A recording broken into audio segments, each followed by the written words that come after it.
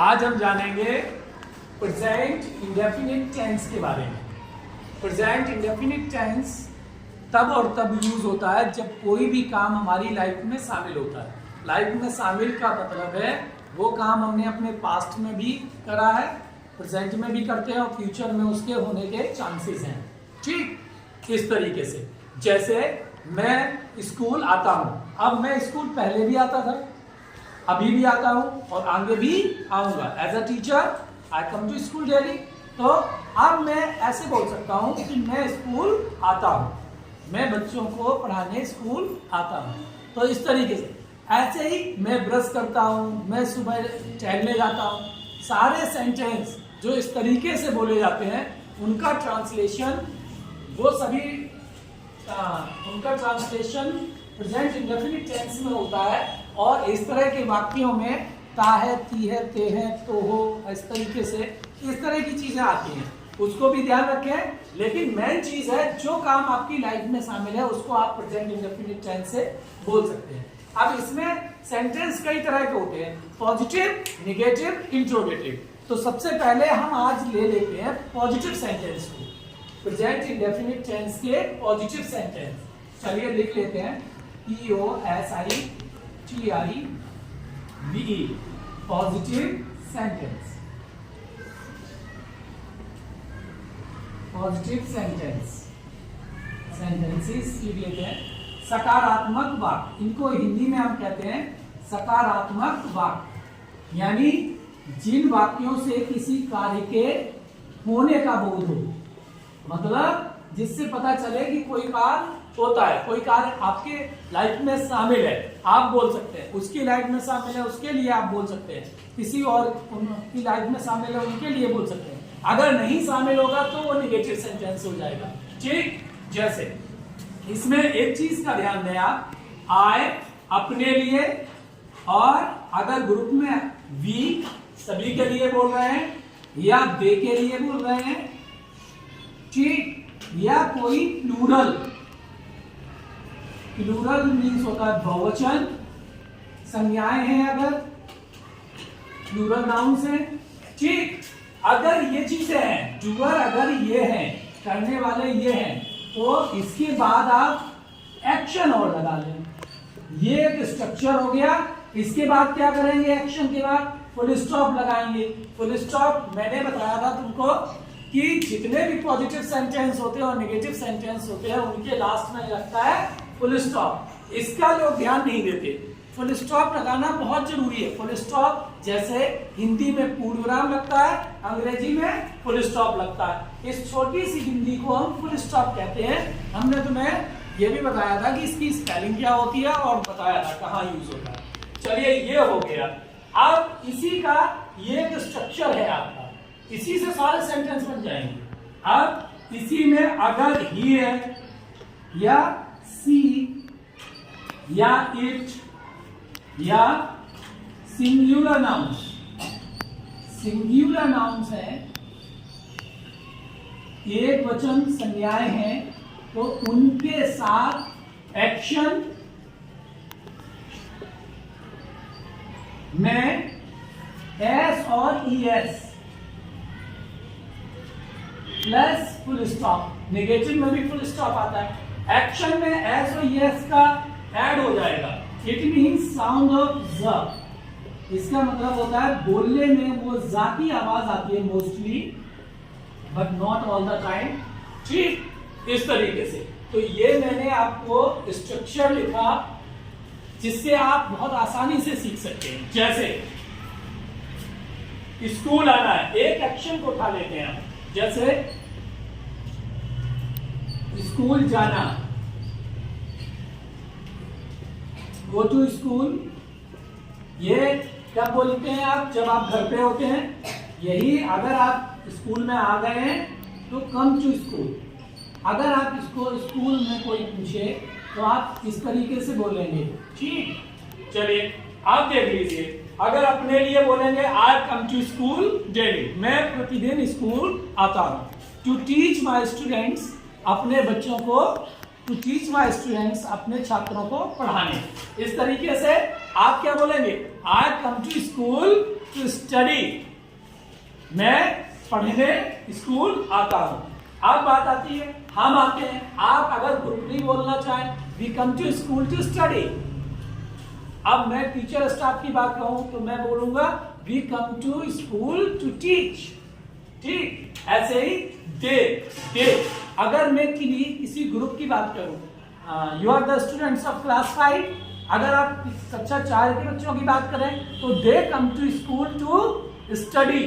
दे use करेंगे क्योंकि अब वो आप अपनी बात नहीं कर रहे, एक किसी तीसरे समूह की बात कर रहे हैं जो संख्या में काफी है, तो आप उसके लिए दे यूज कर रहे हैं। ठीक, या the students of class 4 come to school to study. ठीक, तो ये हो जाएगा कम टू स्कूल सीधे।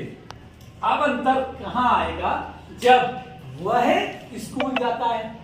ही तो फिर क्या होगा, इस गो में एक्शन में एस और यस किसमें लगेगा, जो रूट वर्ड है आपका। एक्शन का रूट वर्ड है जो आपका पहले आया है, ये जो है रूट वर्ड है, इनमें एस और यस लगेगा। अब बात आती है जैसे ओ है, अगर कोई भी वर्ड ओ से एंड हो रहा है तो उसमें ईएस आ जाएगा। क्या आ जाएगा, ईएस। आप बोलेंगे he goes to school to study, he goes to school to study daily. ऐसे सी गोज टू स्कूल। ठीक, इसी तरीके से ही कम्स टू स्कूल, इस तरीके से इसमें एस लगेगा। जो भी वर्ड ऐसे होते हैं जिनमें लास्ट में ई आए, जब ई है तो हमें क्या लगाना है, केवल एस लगाना है। जिनमें ई नहीं होता उनमें यस लगता है। ठीक, इसके लिए भी मैं नियम बताऊंगा आपको, तो और बेहतर ढंग से सीख जाएंगे। इसके लिए कुछ एक्शन और लिख देता हूं, आप इनका यूज कीजिए। इसमें पहले आई का बनाना, I go to school, we go to school, इस तरीके से।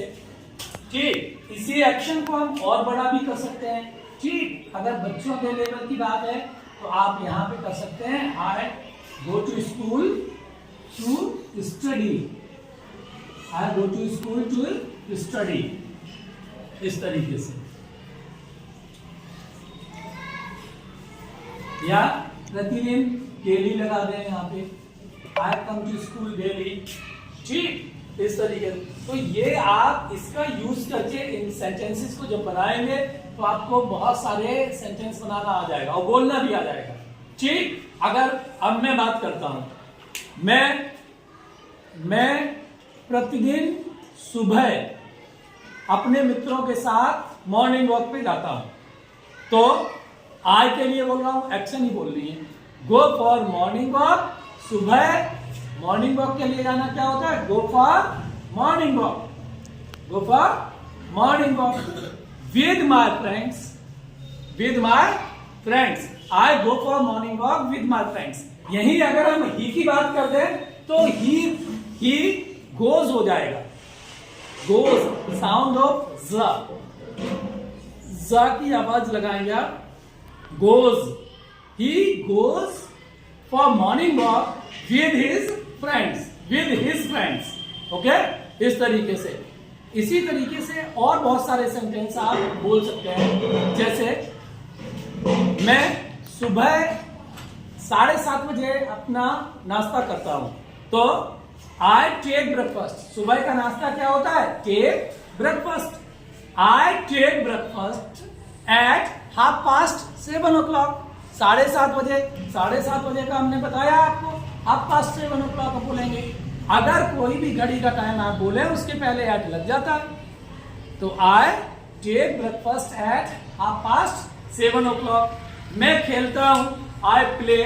अगर ये बात कहूं कि मैं अपने मित्रों के साथ खेलता हूं, I play with my friends. ठीक, I play with my friends. अच्छा, वो अपने मित्रों के साथ खेलते हैं, they play with their friends, they के साथ देयर यूज हो जाएगा, they play with their friends. इस तरीके से बहुत सारे sentence. I get up early, मैं सुबह जल्दी उठता हूं। ठीक, अब मैं कहूं रवि सुबह जल्दी उठता है, तो Ravi gets up early, S लग जाएगा। यही ध्यान देने की बात है।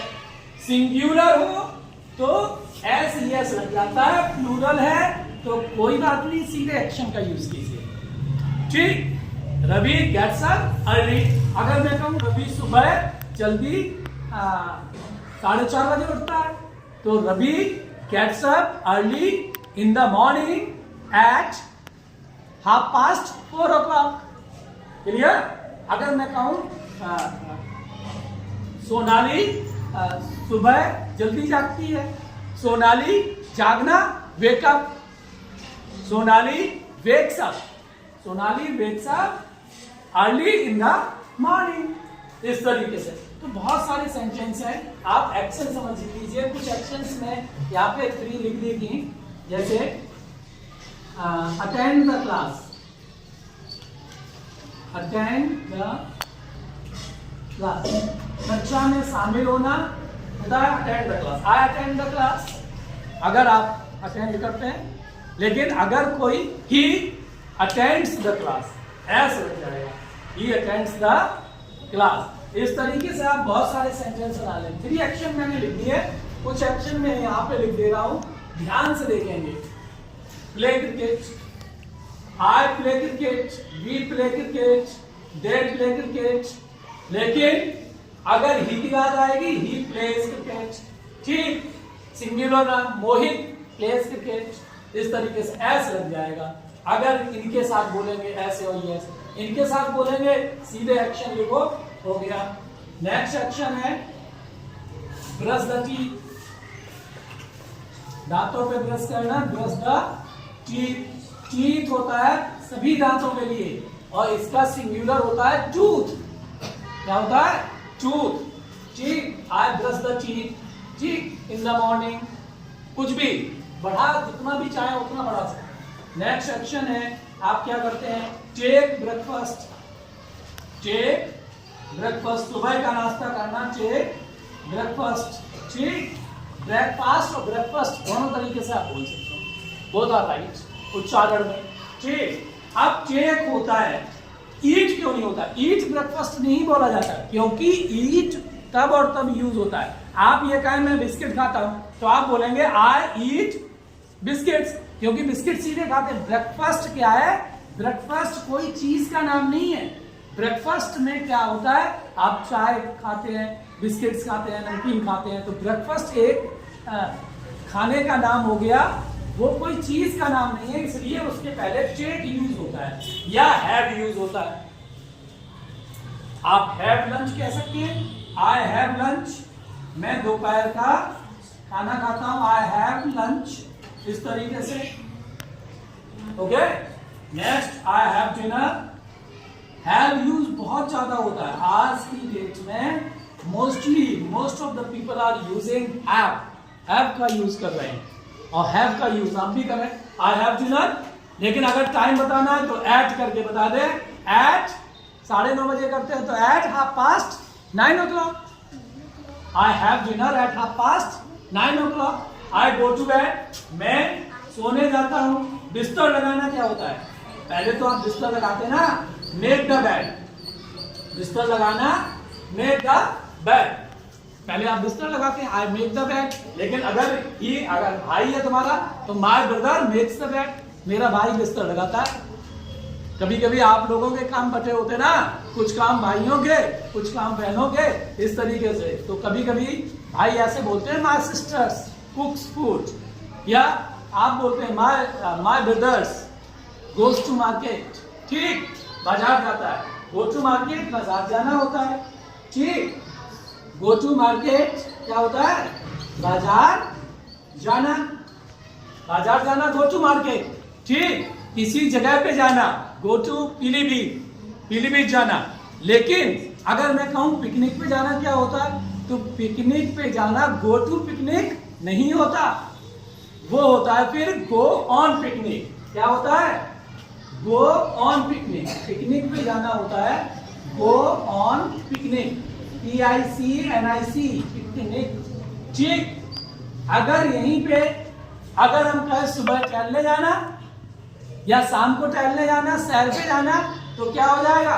गो फॉर होता है, गो फिर टू नहीं लगता है वहां पे, गो फॉर मॉर्निंग वॉक। अगर हम शाम को टहलने जाते हैं तो आप कह सकते हैं गो फॉर इवनिंग वॉक। अगर आप केवल सैर करने जा रहे हैं किसी भी टाइम पे, तो go for a walk, I go for a walk. Clear? इस तरीके से बहुत सारे सेंटेंस बना सकते हैं। तो आपने देखा गो के बाद टू का भी प्रयोग हो जाता है किसी स्पेसिफिक जगह पे जाने के लिए। लेकिन अगर वही बात हम करें पिकनिक की, तो गो के बाद ऑन का प्रयोग होता है। वही बात करें मॉर्निंग वॉक की, इवनिंग वॉक की, वॉक की, तो वहां पे गो फॉर होता है।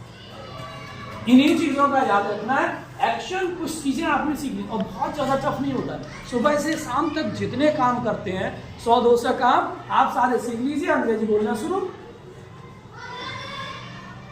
If you will learn all the actions from your beginning of the day to till the end of the day, you will able to speak English. Okay? There will not be any problem with you.